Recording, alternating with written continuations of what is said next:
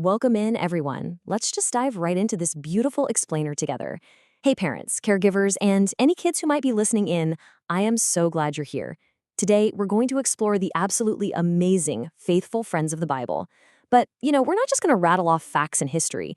We're going to use these incredible stories as a real, practical guide for your family to plant seeds of faith right in your own home. So just think of me as your enthusiastic Sunday school teacher for the next few minutes, here to help you bring these virtues to life. Now, this explainer is actually based on a wonderful coloring book by Reverend Dr. Antonio Arnold. He wrote this incredible guide to help parents and children plant lifelong seeds of courage and kindness. And if you look at his dedication, notice how he focuses specifically on the families who guide them. Well, that's you. Our whole goal today is to give you the exact tools you need to take these ancient stories and turn them into daily acts of love. So, here's our roadmap for exploring God's faithful friends today. We'll start with courage in big moments, move into the power of true friendship, look at serving with quiet strength, travel with bold messengers on the move, and finally, wrap up with building lasting spiritual habits. Section 1. Courage in big moments. Trusting God when facing giants. Notice how simple the true definition of courage actually is. It means trusting God with all your heart, stepping forward and saying yes to His plan, even when it's a really big and scary moment. Parents, a great way to teach this right now is to have your kids put their hands right over their hearts and take a deep, deep breath. Explain to them that courage isn't the absence of fear. No, it's stepping forward anyway, even when your knees might be shaking. Just look at young Mary. She bravely said yes to God's big plan when the angel Gabriel visited her. This perfectly illustrates what a good heart posture looks like. Kids face stressful situations every single day. Maybe it's a tough test at school or trying a brand new activity. Well, you can use Mary's story to teach them how to bravely say yes to God's peace whenever they're feeling a little anxious. Or think about young David. Picture this with your kids. Tell them to imagine feeling the smooth, cool stones in their hands, gripping a simple leather sling.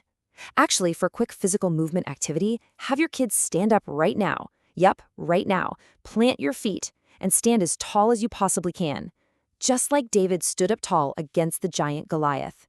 He showed us that God looks at the heart, not our outward size. And that builds perfectly into our next hero. Moses also showed incredible courage. If we trace his journey from infancy to adulthood, his bravery spanned his entire life. From floating down the Nile River in a tiny, fragile basket to confidently confronting Pharaoh in Egypt, and then trusting God while guiding the Israelites through a really difficult 40-year journey in the wilderness. So, what does it really mean to be brave like David, Mary, or Moses, and trust God when we face something hard? Talk about this together tonight. How can you practice trusting God the next time you feel a little bit scared? Parents, you can even give your kids a simple drawing prompt here.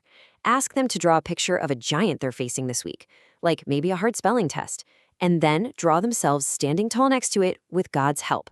Section 2. The power of true friendship. Loyalty, kindness, and standing together. Jonathan showed absolutely amazing loyalty to David. He even gave him his very own royal robe and sword.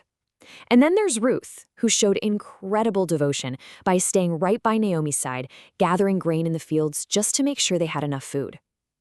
These stories show us what daily life was like back in ancient times, but that deep loyalty, that is completely timeless. You can actually make your very own friendship pledge today. Promise to be kind and caring, loyal and brave, honest and helpful, and a friend who loves at all times. To really help your children lock this in, you can turn these traits into a simple memory game or a word matching game. Try repeating the verse, "A friend loves at all times," using a fun rhythm or clap. So how can you show loyalty like Ruth and protect your friends like Jonathan? Ask yourselves, how can you be a fiercely loyal friend on the playground today?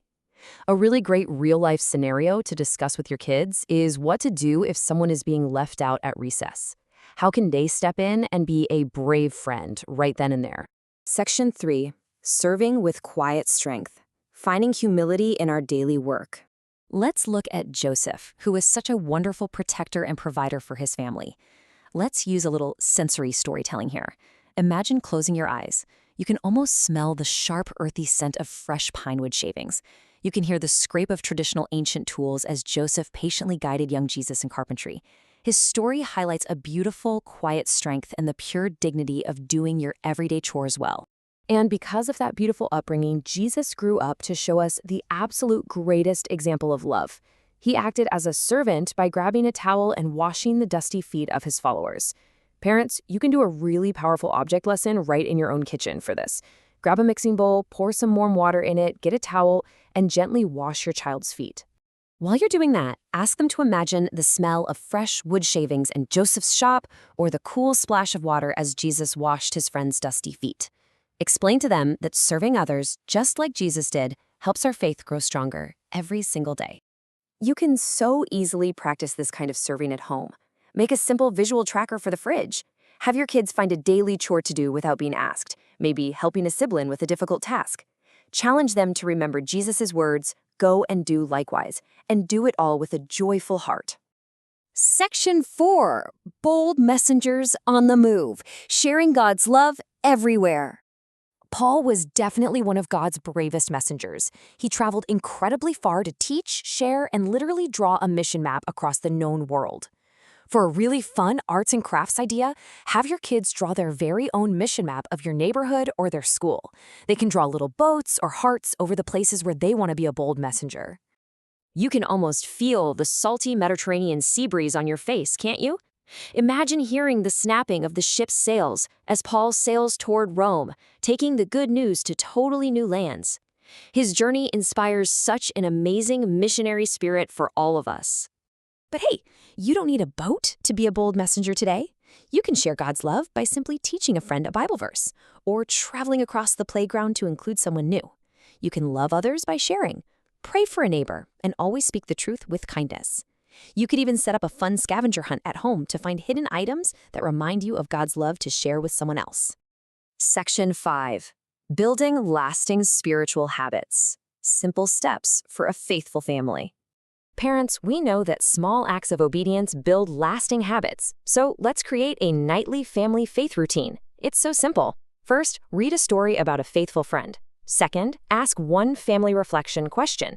And third, pray together to be brave, kind, and loving. That's it. So, as we wrap up this explainer, I'll leave you with this. Which biblical hero story will your family explore tonight to start planting your own seeds of faith? Grab those coloring pages, pull the family together, and let the adventure begin. Thank you so much for learning with me today, and go be a faithful friend.